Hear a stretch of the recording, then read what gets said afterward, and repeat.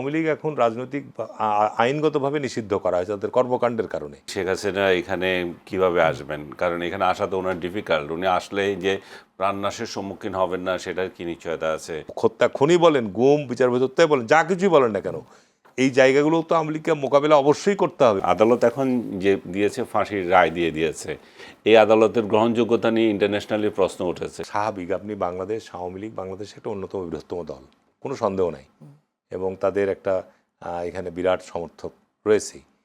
স্বরাষ্ট্রমন্ত্রী যিনি বলেছেন যে শেখ হাসিনা ফিরলে আত্মসমর্পণের সুযোগ নিয়ে গ্রেফতার করে রায় কার্যকর হবে, যে এবং সরকারটা মুখিয়ে আছে, যেটা বলতে সরকার একটা বদ্ধপরিকর তার আইনি একটা বিষয় স্বচ্ছভাবে এই বিচার করবার জন্য।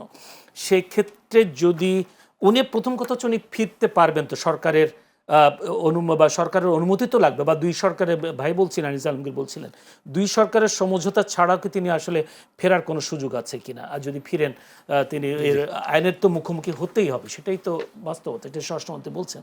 আপনার কি ধারণা? জি, ধন্যবাদ চ্যানেল এসের আজকের এই সংলাপ অনুষ্ঠানে আমাকে আমন্ত্রণ জানানোর জন্য। আজকের সহ আলোচক এবং চ্যানেল এসের দর্শক বৃন্দ, শুভেচ্ছা রইল। যে বিষয়টি নিয়ে আজকে আপনি আলোচনার বিষয়বস্তু নির্ধারণ করেছেন, শেখ হাসিনা ফিরার ক্ষেত্রে যেটা আমাদের মাননীয় স্বরাষ্ট্রমন্ত্রী বলেছে যে আইন কার্যকর করা হবে, শেখ হাসিনা দেশে ফিরলে তো তাকে অবশ্যই আইনের মুখোমুখি হতে হবে, কোনো সন্দেহ নাই। সুতরাং শেখ হাসিনার মতো ব্যক্তি, যিনি বাংলাদেশ আওয়ামী লীগের দীর্ঘ প্রায় বলা যায় যে 40-45 বছর সভানেত্রী দায়িত্ব পালন করেছেন, শেখ মুজিব এবং শেখ হাসিনা মিলিয়ে বাংলাদেশ আওয়ামী লীগ প্রায় 25 বছর দেশের শাসন ক্ষমতায় ছিল।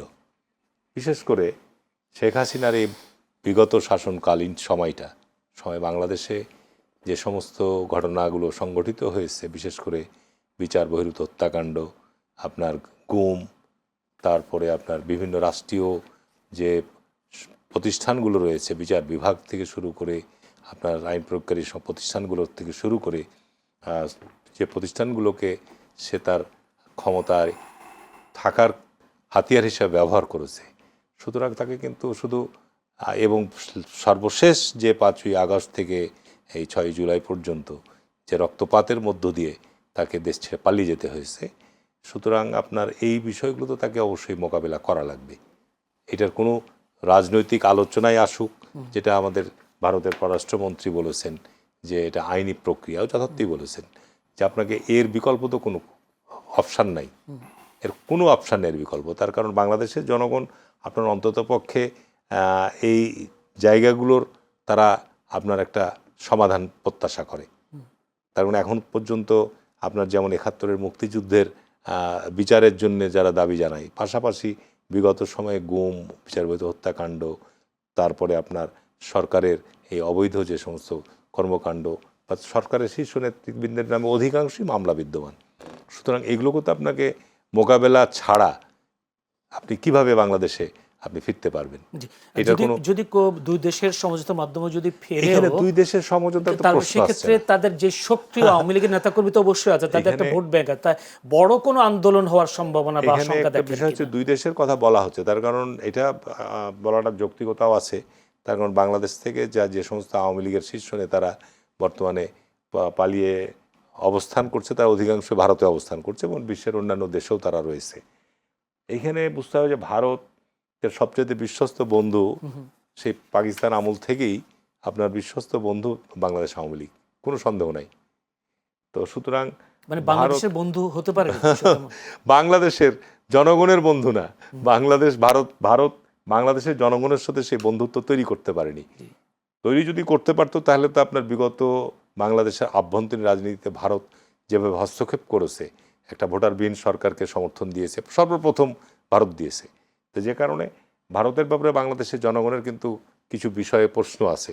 সুতরাং এখানে ভারত বাংলাদেশের আলোচনার বিষয়টি আসবে আরও পরে। ভারত চাচ্ছে যে একটা আলাপ আলোচনার মধ্য দিয়ে শেখ হাসিনাকে বাংলাদেশে একটা নিষ্পত্তিমূলক জায়গায় নিয়ে আসা, কিন্তু 75-এর 15ই আগস্ট আর আপনার এই 5ই আগস্টের অভ্যুত্থান এটা কিন্তু সম্পূর্ণ ভিন্ন ধর্মী। তখন শুধু তার পরিবার সপরিবারে নিহত হয়েছিল, আর সে সময় শেখ হাসিনা এবং শেখ রেহানা দেশে ছিল না। সুতরাং সেই সময়ের প্রেক্ষাপটটা ছিল এক ধরনের ঘটনা, আর বর্তমান সময়ের প্রেক্ষাপট কিন্তু সম্পূর্ণ ভিন্ন। সুতরাং এই অবস্থাকে তো শেখ হাসিনাকে বা তার দলকে অবশ্যই আপনার মোকাবেলা করতে পারে, কোনো বিকল্প নাই।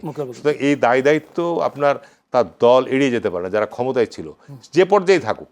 আপনার ইউনিয়ন পরিষদের চেয়ারম্যান থেকে শুরু করে আপনার রাষ্ট্রের শীর্ষ পর্যায় পর্যন্ত এই দায়িত্ব তো কেউ এড়াতে পারে না। কারণ এই অবৈধ আপনার সেই সময় শাসনকালীন সময় বা এই পথ পরিক্রমার তৎকালীন সময়ে আওয়ামী লীগ এটাকে বৈধ মনে করেছে এবং যা ইচ্ছা তাই রাষ্ট্রে সংগঠিত হয়েছে। সুতরাং এগুলো তো আপনি যেভাবে বলেন না কেন, এগুলো বাংলাদেশের গণতন্ত্রের যাত্রাকে আগামী দিনে নিরাপদ বা আমি বলবো যে কন্টাকা থেকে মুক্ত করতে গেলে অবশ্যই এখানে আইনের শাসন যদি আপনি চান, তাহলে আপনাকে এখানে আইনের মুখোমুখি অবশ্যই হতেই হবে। সেই ক্ষেত্রে আমি একটা প্রশ্ন করছিলাম যে ওইটাই যে আসলে আওয়ামী লীগের প্রতিষ্ঠাবার্ষিকী গেল কিছুদিন আগে, তখন প্রতিষ্ঠাবার্ষিকী ঘিরে আমরা দেখলাম সরকারের পক্ষ থেকে সব দিকে আর্মি ডিপ্লয় করতে, বিডিআর ডিপ্লয় করতে দেখলাম।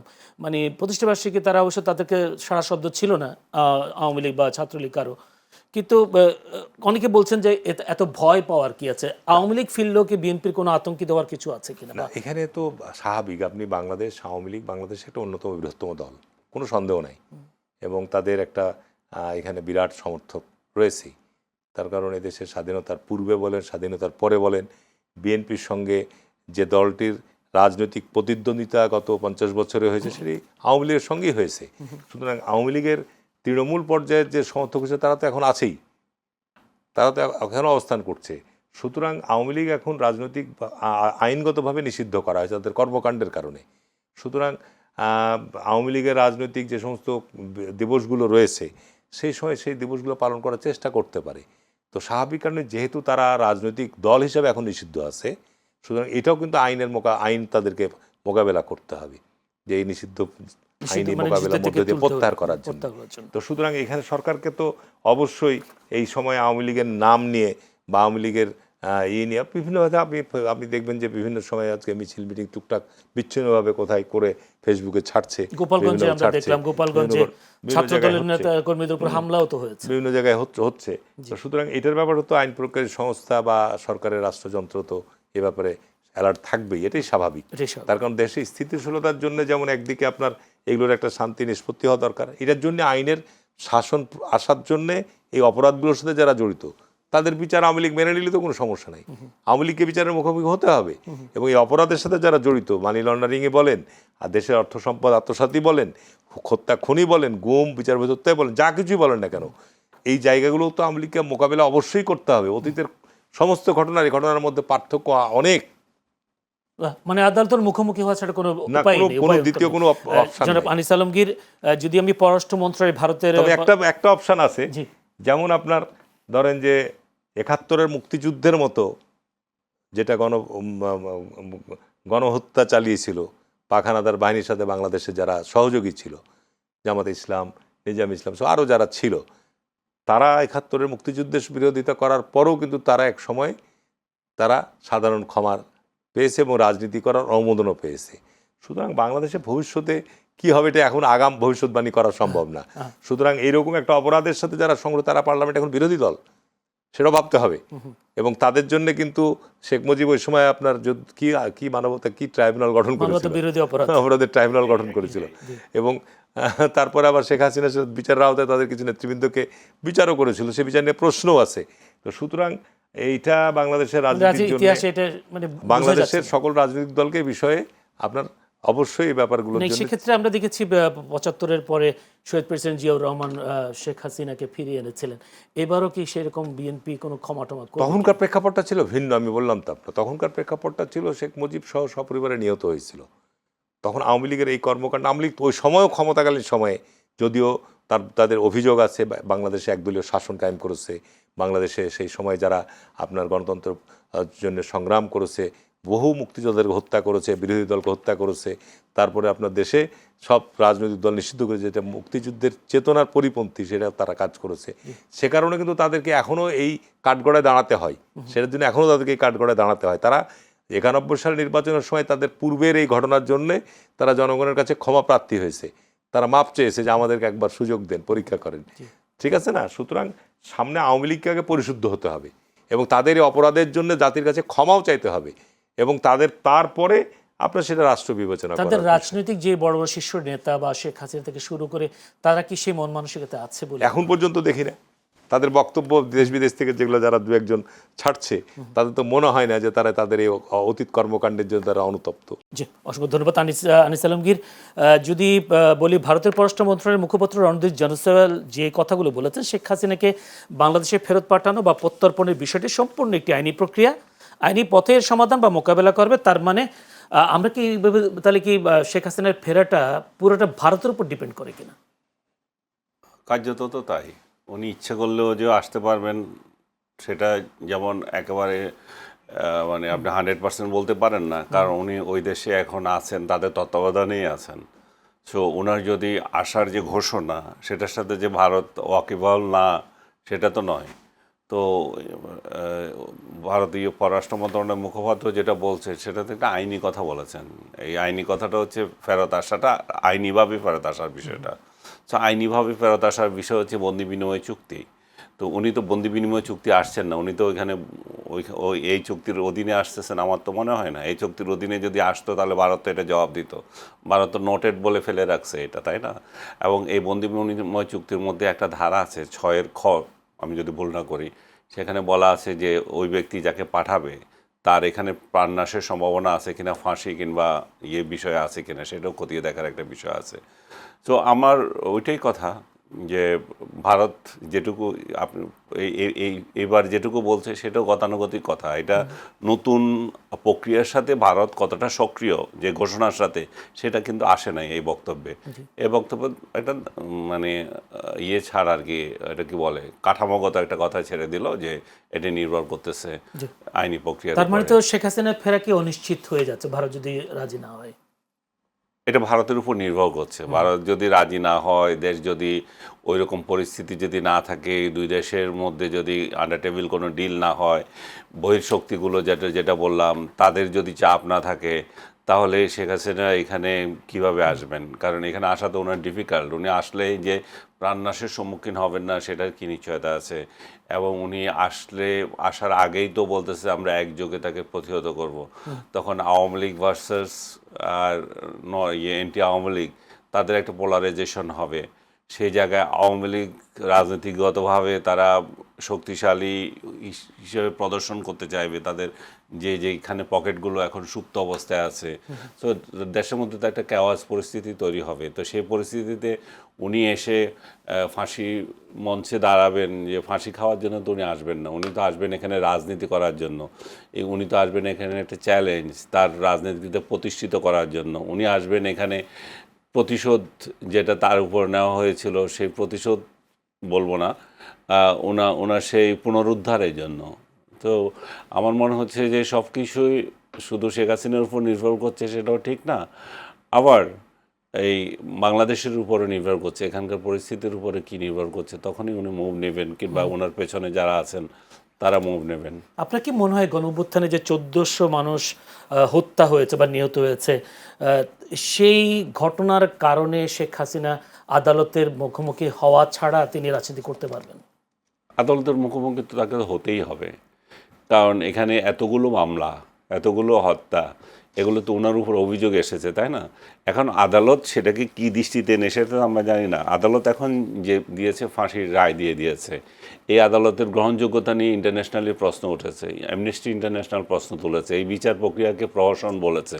তো সেটাকে এখন কি পর্যায়ে সেটা যাবে তখন, যখন ওনার অবর্তমানে বিচার হওয়া আর বর্তমানে বিচার হওয়ার মধ্যে দুই ধরনের একটা পার্থক্য আসবে। আমি একটা প্রশ্ন, সেটা হচ্ছে যে উনি এর আগে এনডিটিভিকে দিয়েছিলেন সাক্ষাৎকার, যদিও ইমেলে দিয়েছেন, এরপর রয়টার্সকে দিল। তো আপনার কি মনে হয় তার এই সাক্ষাৎকারগুলো তিনি নিজে থেকে দিচ্ছেন বা ভারতের কোনো পরোক্ষ সমর্থন আছে? ভারতের তো আছে, কারণ উনি যেহেতু ওইখানে আছেন, ভারতের সাথে তো ওনার যোগাযোগ আছে। উনি তো ওনাদের সার্ভেলেন্সের মধ্যেই আছে, তাই না? উনি তো নিজের ইচ্ছাই নাই, উনি যেখানে যাচ্ছেন সেটা প্রোটেকশনে আছে। ওনার অবস্থান কয়েকবার চেঞ্জ করা হয়েছে, যেটা পত্রপত্রিকায় যেটা দেখলাম। এবং উনি যে বক্তব্যগুলো দিচ্ছেন সেগুলোর মধ্যে ভারতের টোন থাকাটা অস্বাভাবিক কিছু না, ভারতের ইচ্ছা প্রতিফলিত হওয়া অস্বাভাবিক কিছু না। কিন্তু অনেকগুলো কথা তার নিজেরও থাকতে পারে। শেখ হাসিনা যে চরিত্র, সেখানে উনি তো মানে রাগ ঢাকের কোনো না। আমরা তাকে আগে থেকে যেটা দেখেছি, উনি তো লুকানো কিছু মানে অনেক সাহসী হলেন। অনেক সাহস বলবো না আমি, উনি উনি ওপেন, উনি কোনো মানে ওনার ইয়ে নাই, কোনো রাগ ঢাক কোনো কথা নাই যেটা বলবেন। সেক্ষেত্রে আপনার এটা মনে হয় কিনা ভারতকে দ্বিচারিতা করছেন? তিনি একবার বলছেন আইনি পদক্ষেপ নেওয়া হবে, আইনি পদক্ষেপ যাওয়া, কিন্তু আবার ওদিকে যদি আপনি যদি পরোক্ষ যদি সমর্থন থাকে তাহলে ভারত কি লবিং করছে তাকে দেশে পাঠানোর জন্য? হতে পারে। ভারত তো তার শেখ হাসিনা যদি ওখানে থাকে অনন্তকালের জন্য, তো ভারত নিশ্চয়ই তাকে হোস্ট করবে না, তাই না? ভারত তো চাইবে যে আমার দেশে যিনি আশ্রয় নিয়েছেন তিনি তার দেশে যান, উনি সফল হোক বা যেটাই হোক, উনার দেশের সাথে উনার সম্পর্কটা উনি উনার দেশে যাক, সেটা চাইবেনি। তো সেই জায়গার মধ্যে দ্বিচারিতার আমি কোনো বিষয় দেখি না এখানে। দ্বিচারিতা কোথায়? উনি আইনে বলছেন, আইনে ভাবে সরকার যখন বাংলাদেশের পক্ষ থেকে যোগাযোগ করা হয় তখন তারা বলছেন নোটেড, কিন্তু না যদি বলি আবার যদি পরোক্ষ সমর্থন থাকে বিভিন্ন পত্রিকায় সাক্ষাৎকার দেওয়ার ক্ষেত্রে লবিং করছে কিনা ভারত, সেটাই কিতাবি কথা। যেটা ওইখানে বলছে সেটা কিতাবি কথা। উনি আইনি প্রক্রিয়ার মাধ্যমে যাবেন, আমাদের এটা এখনো ইয়ে আছে। কিন্তু পরবর্তী যে এই স্টেটমেন্টগুলো আসলো সেটা কোন প্রক্রিয়ায় আসবেন তাহলে? সেটা কি ইন্টারন্যাশনাল লবির মাধ্যমে আসবেন? শেখ হাসিনা নিজের ইচ্ছায় কি একটা প্লেন নিয়ে চলে আসবেন? সব কিছু ইয়ে করে। উনি যদি আসেনও, উনি যদি একটা প্লেন নিয়েও আসেন, সেটাও তো ভারতের মধ্য থেকে আসতে হবে। উনি ভারত যদি ইচ্ছে করে তার ওই বাংলাদেশি একজন নাগরিককে পাঠাবে, তাহলে এখানে ট্রাভেল ডকুমেন্টসের আবার কি দরকার? প্লেনে তুলে দিলেও হয়, চলে আসতে পারে। তার মানে শেখ হাসিনার ফেরাটা পুরোটাই ভারতের উপর ডিপেন্ড করছে, ওনার নিজের উপরে ডিপেন্ড করছে, দুইটাই। অসংখ্য ধন্যবাদ।